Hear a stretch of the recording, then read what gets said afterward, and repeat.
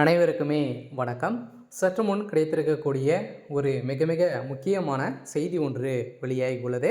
சற்று முன் KN நேருவை வீடு புகுந்து தூக்கிய அமலாக்கத்துறை, இது மாதிரி செய்திகள் வெளியாயிருக்கு. சதுரடியாக KN நேரு அவர்கள் பார்த்தீங்கன்னா, சதுரடியாக அவருடைய துறையில் ஒரு தலைக்கு ஒரு அரசு வேலைக்கு பார்த்தோன்னா துறைக்கு 25 லட்சத்துலேருந்து 35 லட்சம் ரூபாய் வரைக்கும் பார்த்தோன்னா வாங்கியிருக்காரு, லஞ்சமாக பெற்றிருக்காரு அப்படின்ற மாதிரி இவர் மீது குற்றச்சாட்டுகள் அமலாக்கத்துறை வைத்திருக்காங்க. இந்த குற்றச்சாட்டின் அடிப்படையில் இப்போ அதிரடியாக KN நேரு அவர்கள் பார்த்தோன்னா அதிரடியாக தொடர்ந்து 3-4 நாட்களாகவே KN நேரு சம்மந்தப்பட்ட இடங்களிலும் தொடர்ந்து ரைடுகள் நடந்துட்டு இருக்கு.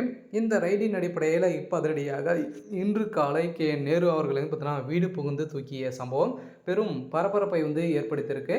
இதை பற்றி இந்த வீடியோவில் நம்ம முழுமையாக பார்க்கலாம். அதுக்கு முன்னாடி நம்ம சேனலுக்கு இப்போ தான் நீங்கள் முதல் முறையாக வந்திருக்கீங்க அப்படின்னா மறக்காமல் நம்மளுடைய சேனலை சப்ஸ்கிரைப் பண்ணி சப்போர்ட் பண்ணுங்கள். வாங்க வீடியோக்குள்ளே போகலாம். பார்த்தீங்கன்னா KN நேரு அவர்கள் பார்த்தீங்கன்னா திமுகவுடைய ஒரு மூத்த அமைச்சராக இருக்கார் இல்லையா.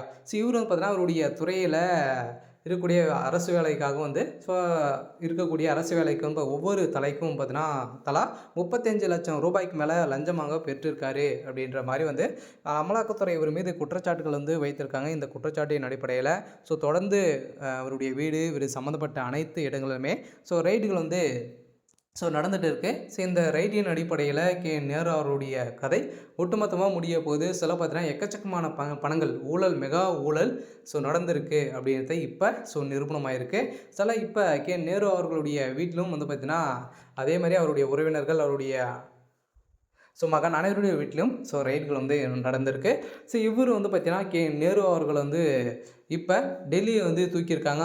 இப்போ தமிழகத்தில் CAG அதிகாரிகள் கொடுத்த ஆதாரத்தின் அடிப்படையில் தான் ஒவ்வொரு அமைச்சர்களாகவே பார்த்தீங்கன்னா செந்தில் பாலாஜி தொடர்ந்து KN நேரு, அதே மாதிரி பார்த்தீங்கன்னா இப்போ அமைச்சர் சேகர் பாபு, அவங்களோட துறைகள் அனைத்து துறைகளுமே இருக்கக்கூடிய அமைச்சர்களுடைய துறைகளுமே இப்போ ரைடுகள் நடந்திருக்கு. இந்த ரைடில் தான் இப்போ KN நேரு அவர்கள் பார்த்தீங்கன்னா வசமாக சிக்கியிருக்காரு. இதெல்லாம் அரசு வேலைக்காக ஒவ்வொரு தலைக்குமே 35 லட்சம் ரூபாய் பார்த்தீங்கன்னா லஞ்சமாக பெற்றிருக்காரு அப்படின்றத பார்த்தீங்கன்னா எக்கச்சக்கமான பல கோடி பார்த்தீங்கன்னா இவர் மெகா ஊழல் செஞ்சிருக்காரு அப்படின்றத நிரூபணமாக இருக்குது. இந்த வழக்கின் அடிப்படையில் ஏற்கனவே சொத்து குவிப்பு அழைக்கலும், அதே மாதிரி இவர் சம்மந்தப்பட்ட அனைத்து இடங்களுமே சொத்துக்கள் அனைத்துமே பறிமுதல் செய்யப்படுறதாகவும் ஒரு தகவல் வெளியாக வருகின்ற சட்டமன்ற தேர்தலுக்காக பார்த்தீங்கன்னா அனைவருமே திமுக சார்ந்த அமைச்சர்கள் ஊழல்வாதி அமைச்சராகவே இருக்காங்க இல்லையா. இதன் அடிப்படையில் தான் பார்த்தீங்கன்னா இப்போ அதிரடியாக அனைவருடைய வீட்டிலும் ரைடுகள் நடந்திருக்கு. இந்த ரைடில் ஒரு பரபரப்பை ஏற்படுத்தியிருக்கு.